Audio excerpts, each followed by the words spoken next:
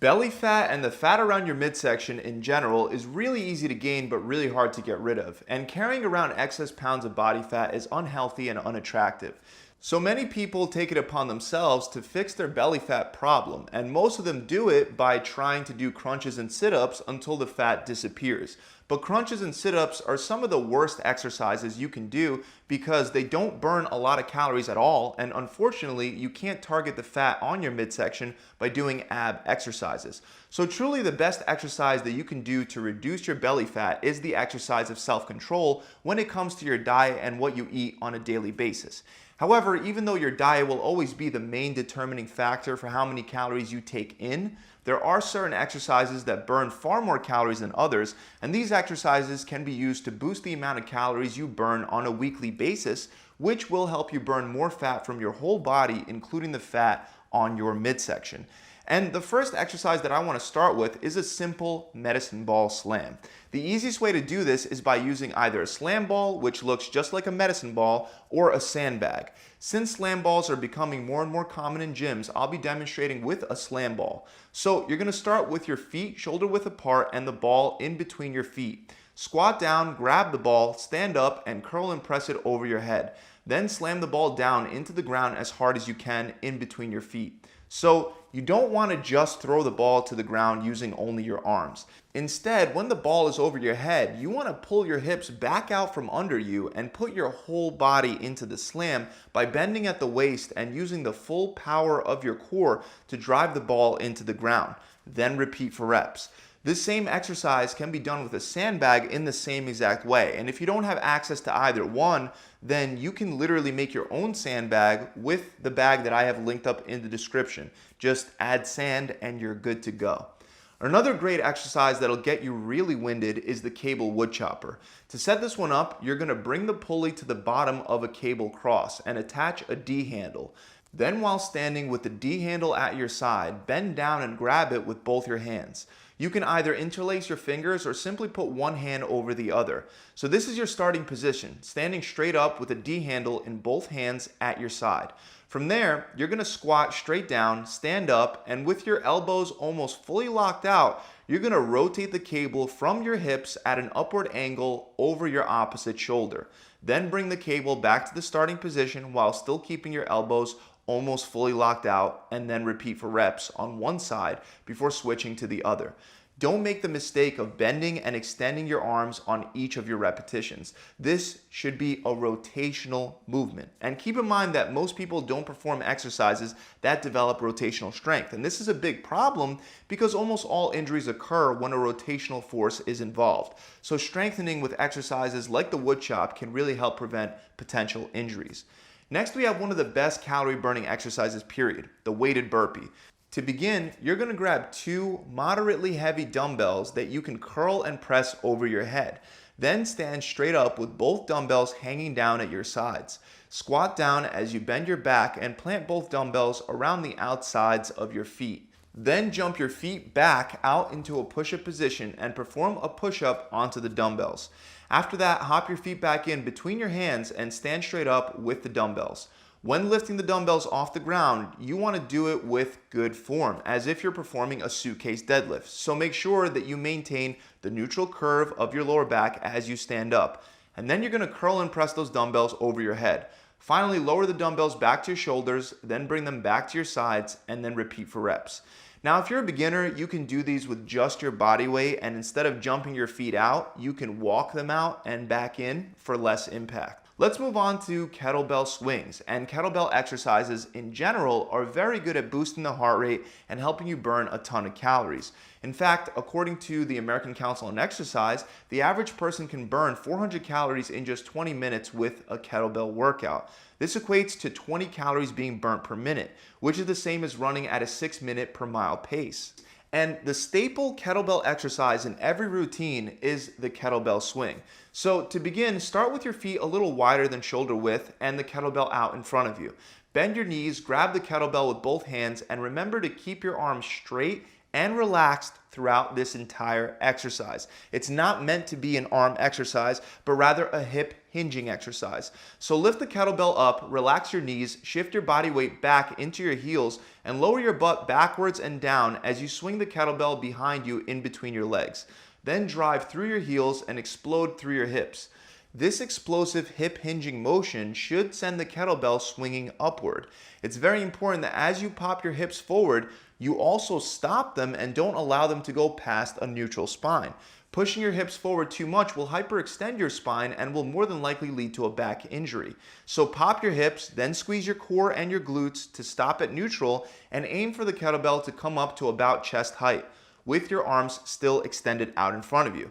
Then allow the kettlebell to come back down as you shift your weight back on your heels, hinge your hips, and catch the weight of the kettlebell as you use the momentum to go straight into your next rep. Keep in mind that this is not a squat with a frontal raise. If you're muscling the kettlebell up using your shoulders, you're doing it wrong. Another kettlebell exercise that'll burn even more calories is known as the kettlebell long cycle, but you should only perform this exercise after you've already learned how to do regular kettlebell swings well. To begin, you'll have 2 kettlebells on the floor in front of you. Bend down and grab one in each hand. Then swing both in between your legs with your hands in a neutral position. This part is the same as the kettlebell swing, except after you pop your hips forward, you want to quickly tuck your elbows tight into your ribs and bring your hands together under your chin. This should create a pocket to catch the kettlebell in. Don't make the common mistake of catching the kettlebells with your hands wide apart, as that will externally rotate your shoulder into a position that's very likely to cause a shoulder injury. So once both kettlebells are in that rack position in those pockets that you made with your arms, you want to bend your knees, lean back slightly, and explode upwards as you perform a push press to get the kettlebells up over your head. Then lower the kettlebells back into that rack position in those pockets while simultaneously bending the knees to catch the weight. And from there, lower down and swing under in between your legs before popping back up and repeating for reps. Next, we have one of the best fat loss machines out there, and all it is just a big, long, heavy rope, the battle rope. Now, there are many exercises you can do with the battle rope for the purpose of fat loss, and I'll quickly run through a couple. First is the alternating speed rope slams. You'll hold an end of the rope in each hand, slightly bend your knees, and make short curling and extending motions with your arms to create quick wave-like slams along the length of the rope. With this drill, you want to focus on moving the rope as fast as possible. Alternatively, instead of speed, you can focus on power by performing overhead rope slams with both arms at the same time. Just like with the slam ball, we're going to raise both of the ropes all the way up over the head and slam them all the way down using our whole body, especially our core.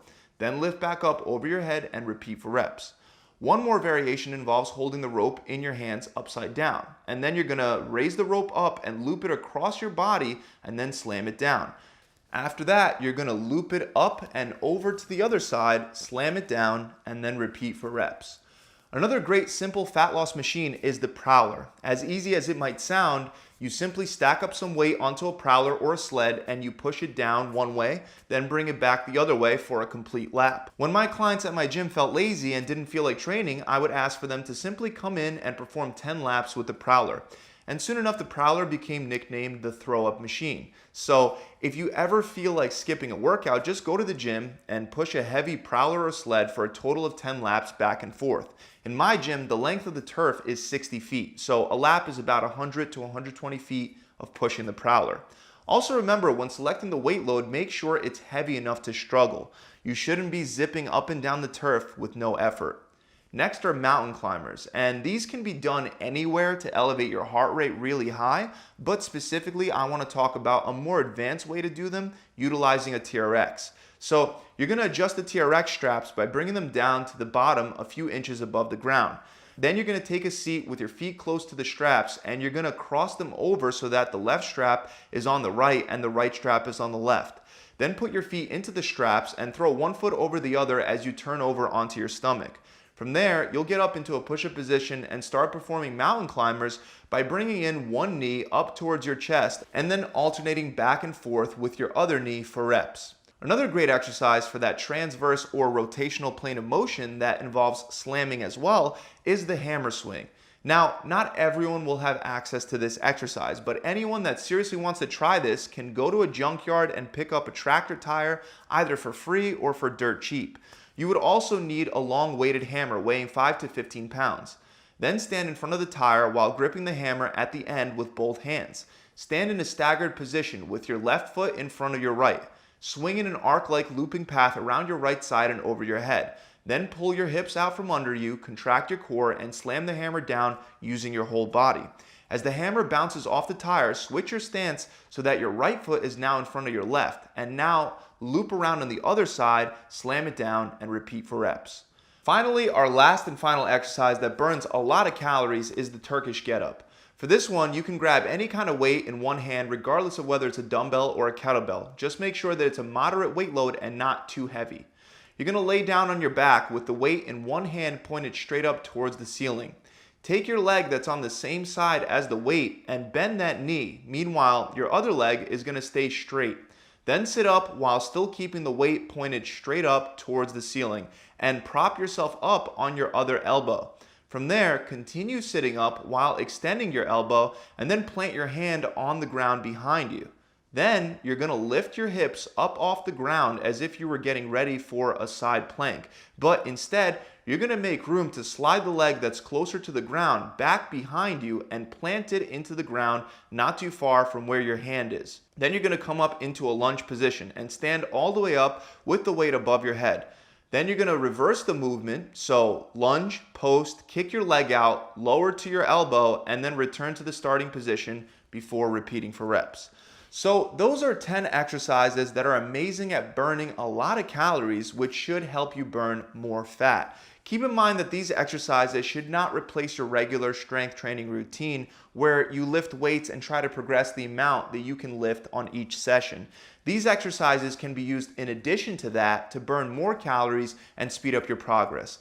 An easy way to combine all of them into a fat-burning workout is to do each exercise for 10 interval rounds of 20 seconds on and 10 seconds off.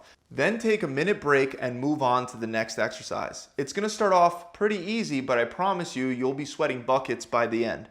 So that's it. Remember to subscribe to the channel. Also, if the exercises today were too difficult or too intimidating, I'm linking up a video below to some easier modifications. And if you want any extra coaching with your diet or workout plan and you want to take the next step, head on over to my website where you can get a full 42-day workout plan, a customized diet plan, a recipe book, and of course a coach to answer all your questions whenever you need.